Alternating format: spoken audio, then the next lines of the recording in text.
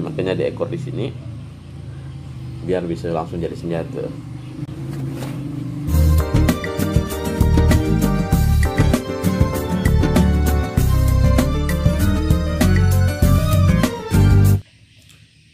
Assalamualaikum warahmatullahi wabarakatuh. Kita bahas tentang Kusuma, novel saya terbaru. Ini dia. Kusuma ini merupakan golongan pendekar yang menjadi abdi, menjadi pengawal bagi keluarga kerajaan di keluarga bangsawan yang ada di Tumbang Titi ceritanya sebenarnya. Jadi dia mengabdi kepada Uti Zakaria. Ini bukunya kita bahas satu persatu ini isinya.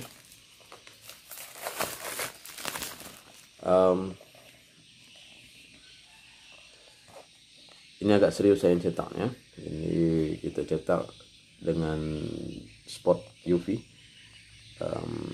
emboss di sini tebal, nggak kelihatan. Tapi kalau mau merasa beli dulu. Tebalnya sekitar 213 halaman. Ada gambar-gambar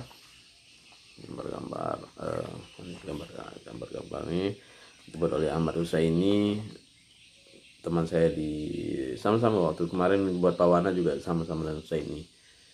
Ini juga dalam proses membuat gambar juga untuk perang Tumbang Titi. Ya, banyak gambarnya, ada sekitar 30-an. Di dalam gambar ini, dalam novel ini saya bercerita sebenarnya bukan hanya tentang Kusuma, ada juga Sahabi, kawan dia, Sahabi dan Suhaibah yang nanti akan jadi tokoh di novel berikutnya setelah novel Ribut dari Kudang. Kemudian juga ada sejarah Tanah Ketapang dalam perspektif saya. Kemudian ya tadi perspektif saya dari mulai Prabu Jaya, Putri Junjung Buih, sampailah kepada Sultan Adibai Jamaluddin, yang kemudian sampai ke Gusti Sabran, Gusti Muhammad Said, dan pengantar kepada, sebenarnya novel ini pengantar kepada perang Tumbang Titi.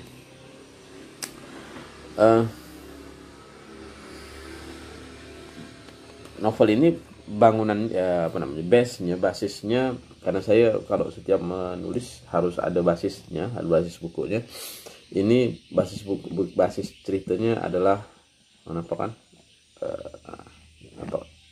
spot UV-nya, lihat di Kusuma. Mananya ada basnya. Base-nya berdasarkan syair Sultan Matan atau syair Pangeran Syarif yang ditulis oleh Panembahan Sabran tentang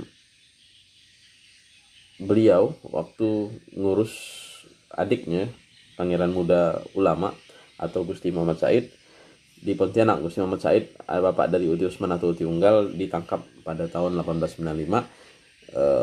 Jadi selama 3 bulan Panembahan Sabran ada di Pontianak, dan ketika dia pulang pada 18 Muharram, dia menulis surat kepada Pangeran Syarif Abdurrahman Al-Qadri bin Syarif Husnan bin Wantebu Syarif Abu Bakar bin Kasim bin Sultan Syarif Abdurrahman Al-Qadri, bin Sultan Kasim bin Sultan Syarif Abdurrahman Al-Qadri, seorang menteri Matan, sepupu beliau, sepupu beliau yang sepupu jauh ya, yang bertugas di Tanjung Batu di Matan Hilir Selatan sekarang. Jadi beliau menulis syair Pangeran Syarif, ditulis dalam bahasa Arab Melayu dalam bentuk syair menceritakan tentang Pontianak, dikirim ke beliau, dan surat itu, syair itu sekarang tercatat sebagai koleksi dari perpustakaan Leiden, Belanda. Nggak tahu gimana cara nembus ke sana, cuman insya Allah kita akan bahas juga tentang syair Pangeran Syarif. Buku ini adalah alih wahana dari dari tulisan Panembahan Sabran dan syair Pangeran Syarif, cuman saya buat dalam perspektifnya Kusuma dan Sahabi Kusuma yang jelas. Nah, ada kekhasan Kusuma, salah satunya adalah nih yang saya pakai tengkulas nih. Jadi tengkulas itu adalah salah satu juga dari khasanah kebudayaan Melayu, kuluk seperti ini, ikat kepala, karena orang Nusantara kebanyakan, mau dia Melayu, Dayak, Jawa, itu Bugis, itu dalam foto-foto lama, dalam termasuk orang Banten, Sunda, sampai sekarang pun masih menggunakan ikat kepala. Sama sih di Arab sebenarnya. Kemudian fungsi topi, fungsi helm di Barat juga sama sebenarnya, karena ikat kepala sebagai ikat kepala, kalau di kita ikat kepala atau pelindung kepala. Jadi tengkulas, kita nyebutnya tengkulas, kita tahun 2000 berapa ya, 2016 2017 kita sudah mulai membahas tentang tengkulas. Ketika kami ikut pameran tahun 2017 juga kita sudah membahas tentang tengkulas. Ketika Ustadz Abdul Somad datang, kita juga tengkulas. Jadi di buku Abah Dardi, Pak M. Dardi Lehas atau Abah Mewah, Kai Dardi kalau orang nyebutnya, di buku Adat Istiadat dan Hukum Adat Melayu Kayung juga dibahas tentang tengkulas. Dan tengkulas itu jenisnya banyak, ada 3 yang saya ingat. Yang pertama, bisa lihat di status Facebook saya, tulis ya, pencarian Agus Kurniawan tengkulas, insya Allah banyak. Ada kerbau bingung yang macam pesilat zaman sekarang, kemudian dia macam ikat Jawa, kemudian ada lang nyonsong ini, dan ikat nelayan.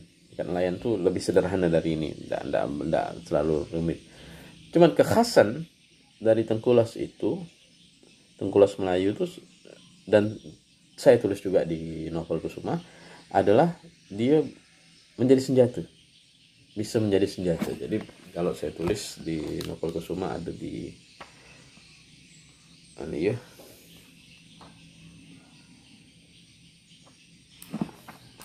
di bab apa gitu.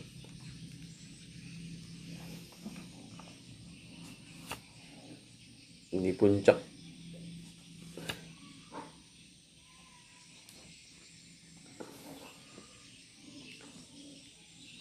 puncak pun dia, saya masukkan di klimaks sebenarnya.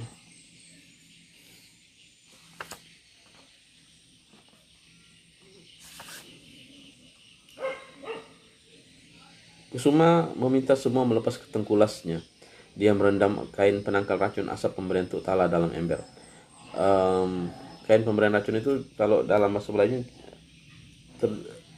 cindai, selendang di Melayu itu biasanya terdiri dari herba, urat-urat, akar-akaran yang dibentuk jadi serat kain dan menjadi kain. Jadi itu biasa menjadi obat.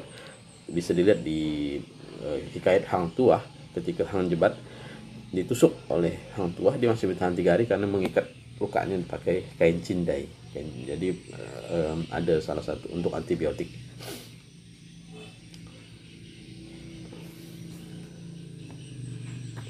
Kusuma itu salah satunya yang menjadi senjata adalah tengkulasnya. Tadi bilang tadi, yang dia melepasnya langsung. Jadi ada kawan saya nanya pas habis membaca Kusuma ini, nanya gimana cara melepas tengkulas. Tengkulas kan diikat, gimana cara melepas secara langsung, apa simpel atau, tapi padahal dalam novel itu saya gambarkan Kusuma dengan cepat melepas.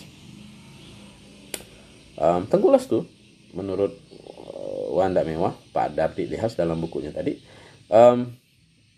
salah satunya Lang Nyonsong dan ikat pendekar itu bisa dilepas dengan cepat, bisa diloloskan dengan cepat, dan itu kelebihan Tengkulas.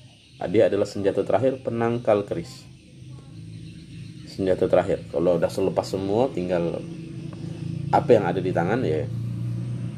Salah satunya adalah Tengkulas. Makanya Tengkulas itu dibuat dari kain yang agak tebal biar bisa untuk jadi senjata. Seperti yang saya gunakan nih. Ini juga bisa dilepas langsung, bukan diikat. Jadi Tengkulas itu dipulas. Ya. Kalau ditarik orang sih nggak bisa, ada kuncinya. Jadi setiap Tengkulas senjata dia langsung bisa dilepas. Apakah ikatan saya ini bisa dilepas? Mungkin bisa.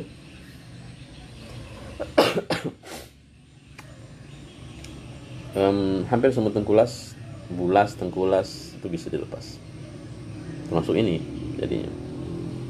Makanya ada ekor di sini biar bisa langsung jadi senjata seperti ini. Ini tentang Tengkulas. Jadi kemarin ada yang ngomongkan tentang tentemak.